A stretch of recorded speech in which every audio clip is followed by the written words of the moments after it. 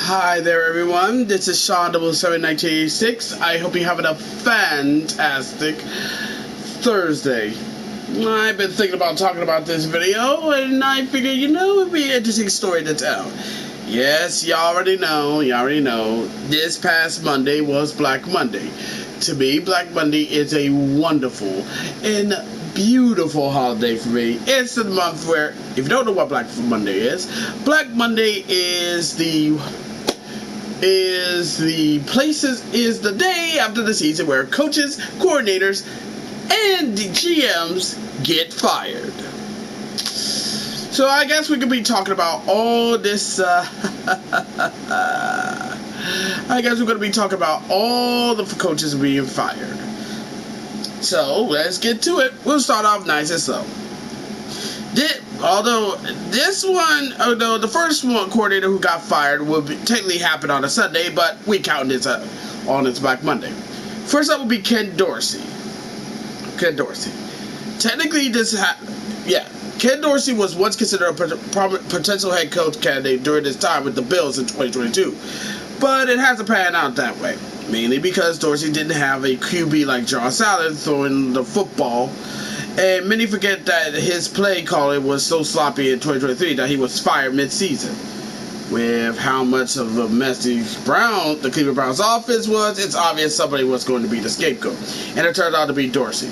They can't get rid of Deshaun Watson due to his awful contract, and they would be fools to fire Kevin Stefanski, when the offense was ranked 28th in the NFL in total offense and 32nd in scoring. The figures will be pointed at the offensive coordinator. Thus, Ken Dorsey was let go for his role in Cleveland.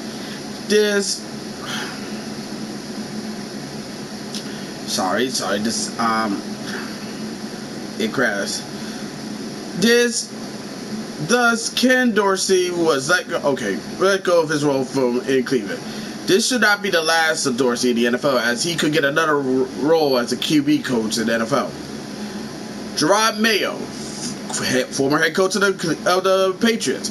When the NFL head coach is one and done, somebody's messed up. On the Patriots side, he was the hand-picked successor when Bill Belichick departed from the team. Turns out that Mayo was nowhere near ready of the role.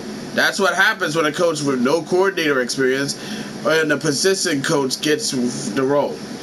To be honest, this whole thing was doomed the moment that the preseason ended. A number of penalties that the team had was an immediate red flag.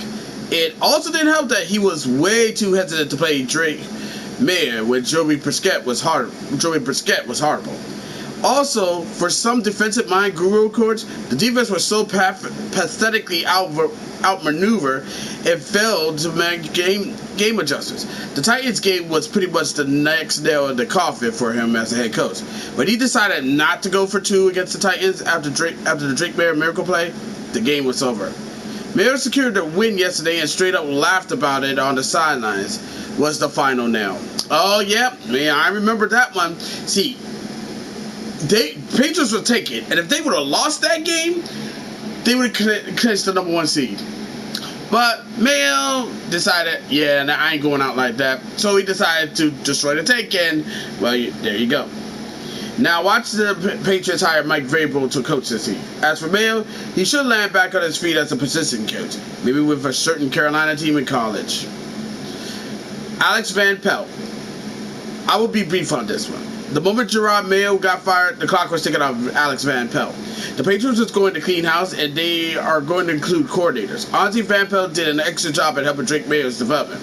The problem is he was awful at every other aspect of being an offensive coordinator.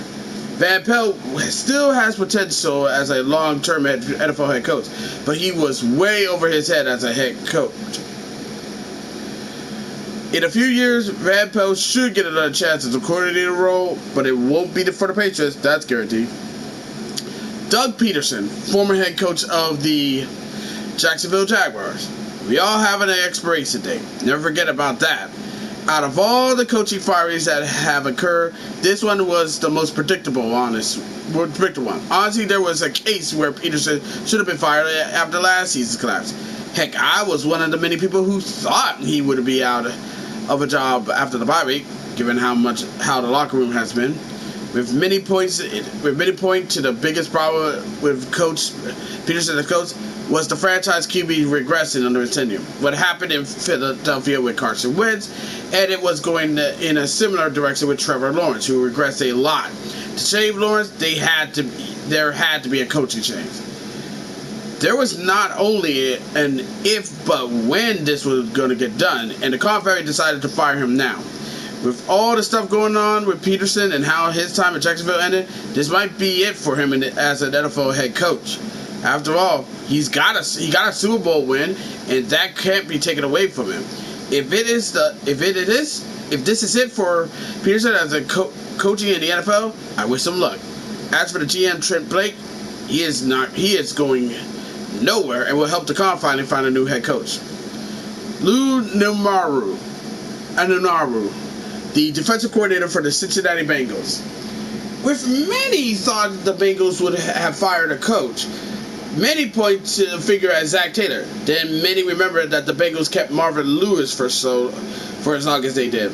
Taylor was going to keep his job, so the scapegoat for the bad season was Lou Anarumo, who was their defensive coordinator. Honestly, with how bad that defense was this season, I don't think anybody could have survived this season. Anarumo isn't going to be hurting for work as long as he is going to get another coaching opportunity in the NFL, as Anarumo was a solid defensive coordinator excluding this season. Ryan Grubb. Seahawks fire Ryan Grubb. Yes, it is. Why? I think coordinators in the NFL gets constantly shuffled way too often. I get that the Seahawks offense was lackluster, but the offensive line was a mess this year, excluding Charles Cross. The offense was inconsistent, and it felt like there was a balance issue in both the running and passing game. But it's not Grubb's fault he was handcuffed with bad luck on the line. I felt he did a solid job as an offensive coordinator, but the organization felt otherwise. Grubb should have at least gotten another year, and hopefully he will get that next season with another team. Gus Bradley for the Colts. With how unprepared and awful the Indianapolis Colts defense was against the Giants, this was inevitable. The Colts made Drew Lock look like Eli Manning in that game, scoring 45 points. The defense was so bad and miserable that they weren't sloppy with making tackles all season. With that embarrassing loss, somebody had to get fired from that team, and it turned out to be Gus Bradley. Honestly, I'm a little stunned that Charles Ballard and Shane Steinitz is still employed after that disastrous outcome as well. Both need the Colts to make the playoffs. If not, they will be fired next season. Well, yeah, and then we also had some other coaches that got fired as well. I've looked at Stadium. Most of the stuff that I've been talking was from Stadium Rant, but here's some of the coaches that did get. Here's some that came out for the Raiders. For the Raiders, they fired Antonio Pierce after one season, and I was like, wow. That was crazy. I thought Antonio Pierce was okay, but they fired him after one season. And then 2 days later, they fired Tom Telesco, their GM. Like I said, Black Monday, man, it's crazy. I mean, if you're gonna be an NFL head coach, an offensive coordinator, a defense coordinator, or a GM, you better hope and pray you got skills, the acumen, the knowledge, and hope the team has a damn good roster for you to work with. Because if you don't, trust me, you will be fired. No ifs, ands, or buts about it. Personally, I mean, let's be real. I play Madden. I play Mutant Football League. And honestly, when I make a mistake, I always like, okay, I made a mistake. I effed up. At least I won't, but I can bounce back. I can learn from these mistakes, and I won't get fired. Here, not so much.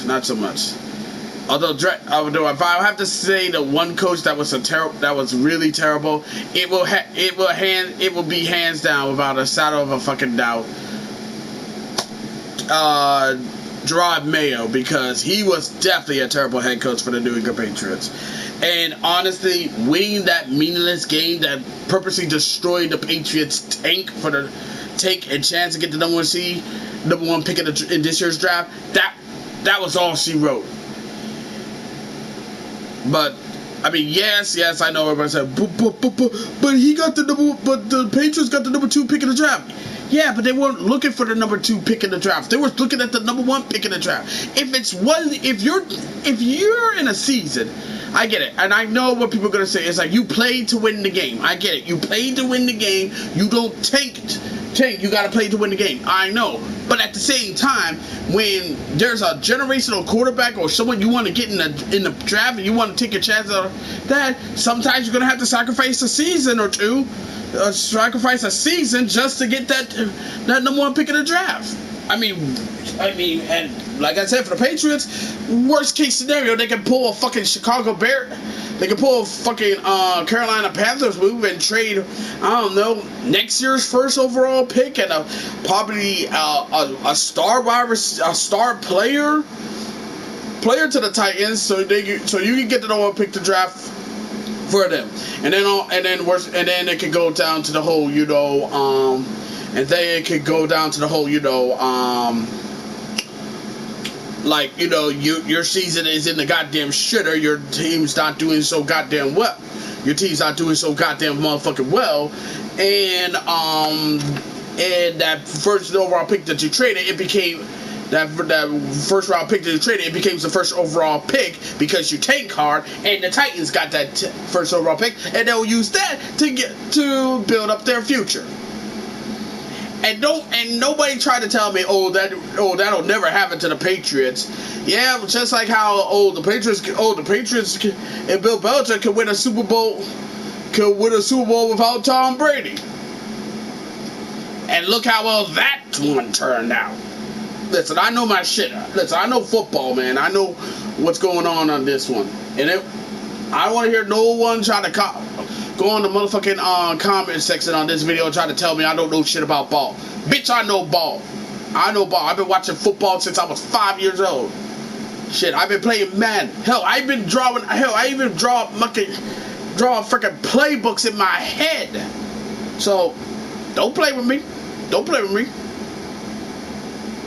But anywho, that's all I gotta say about this one. But let me know what you think about these fired head coaches and coordinators and GMs, alright? As always, be sure to leave a comment, like this video, subscribe to this channel, click the notification button, don't miss our update, share with friends, share with neighbors, share with others, and that's about it. Until next time, this is Sean 71986 signing off. Thank you for watching this video, really means a lot. I'll see you in the next one. Catch you later. Peace.